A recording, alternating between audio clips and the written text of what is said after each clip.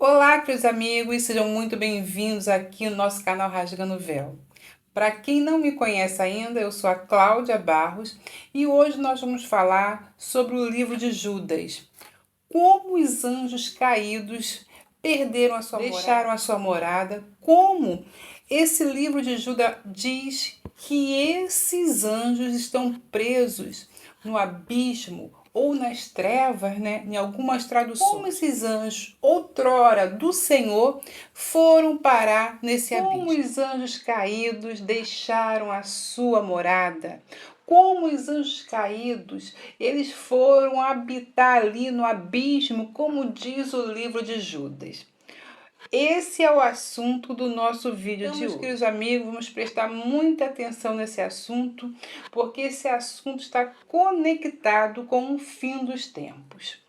Então, o livro de Judas, ele nos diz: os anjos que não guardaram o seu primeiro estado, mas deixaram a sua própria habitação, ele reservou em cadeias eternas, nas trevas, para o julgamento do grande dia. Então, meus queridos amigos, nós vamos compreender esse texto bíblico que vai nos surpreender com sua explicação à luz do idioma correto, porque isso vai fazer toda a diferença para nós.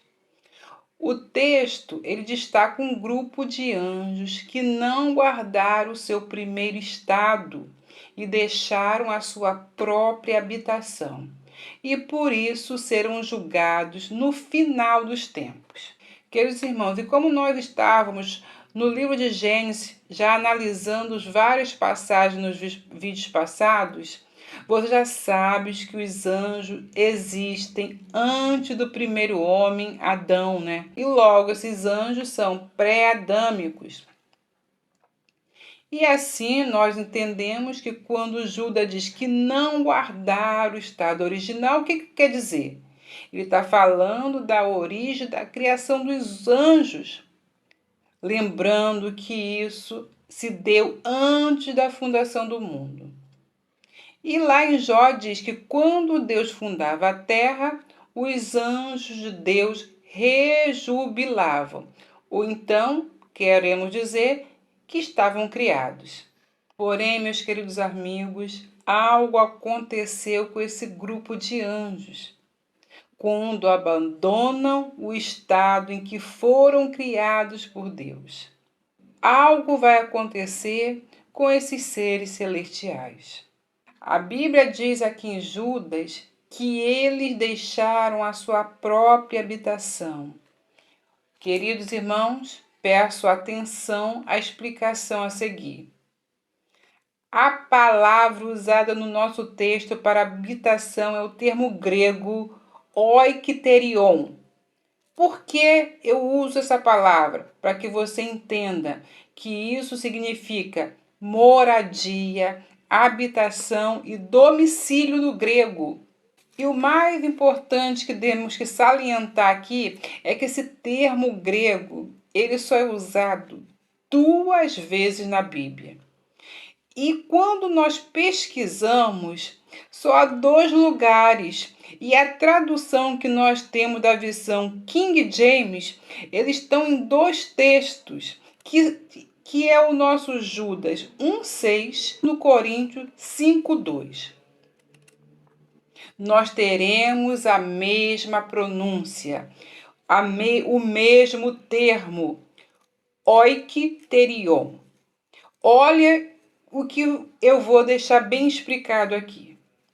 Então vamos ler Judas 1,6, que diz assim: quero lembrar-lhe também que os anjos que não conservaram a sua dignidade, mas abandonaram a própria moradia, o Senhor mantém preso eternamente nas trevas, algumas abismo, para o julgamento do grande dia.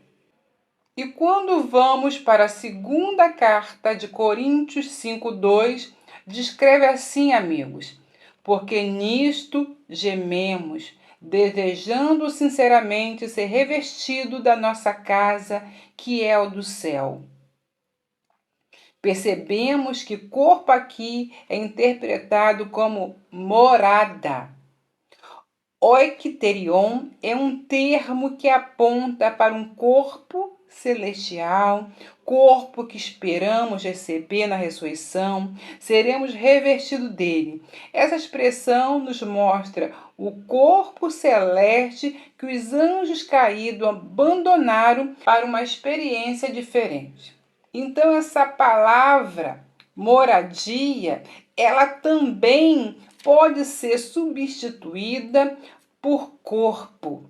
Então, poderíamos dizer que os anjos abandonaram o corpo que foi lhe dado originalmente no começo ali da criação dos anjos. E é isso que nós entendemos lá no livro de Gênesis, quando diz que os anjos coabitaram com mulheres, tendo assim uns filhos chamados Néfilis. Nós falamos também que esses anjos, eles encontram-se mencionados no livro de Enoque. Então, os anjos, para estarem nessa atmosfera que Deus criou para o homem, eles precisam, então, materializar o seu corpo. Quando nós olhamos para Abraão, nós vamos ver que os anjos foram até Abraão e Abraão viu os anjos. Os anjos foram até Sara e Sara os viu e eles comeram com eles. Então, os anjos do Senhor, eles conseguem estar neste lugar e retornarem. E o que aconteceu com esses anjos que abandonaram de vez a sua morada? Irmãos, o que esses anjos fizeram foi uma rebelião total. Eles entraram aqui na nossa dimensão, irmãos, e fizeram uma abominação terrível. E a consequência é estarem presos no abismo. Então, esses anjos, eles foram presos no abismo porque eles passaram de um limite que havia sido posto por Deus. Eles avançaram todos os limites e para isso houve uma condenação. Por isso que Judas fala, o Senhor não perdoou nem aqueles anjos, porque eles extrapolaram todo o limite, deixaram o seu estado original e decidiram entrar na dimensão terrestre, já que eles não tinham essa permissão. E aí tem irmãos que vão me dizer assim, muito difícil compreender isso, muito difícil entender, principalmente quando Jesus ele vai usar assim a expressão que nós seremos como os anjos, não vamos nos casar e nem nos dar em casamento, mas há uma separação. Jesus diz que nós seremos como os anjos dos céus.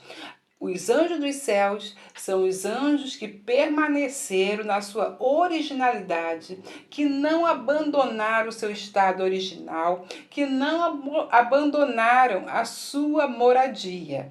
Esses anjos é o que nós vamos imitar, porque eles são os fiéis ao Senhor. Mas esses caídos, nós não podemos nem olhar para eles.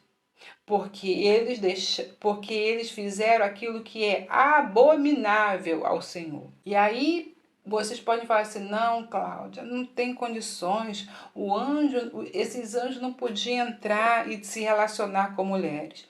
Mas aí quando você vai em Sodoma e Gomorra, o que você vê?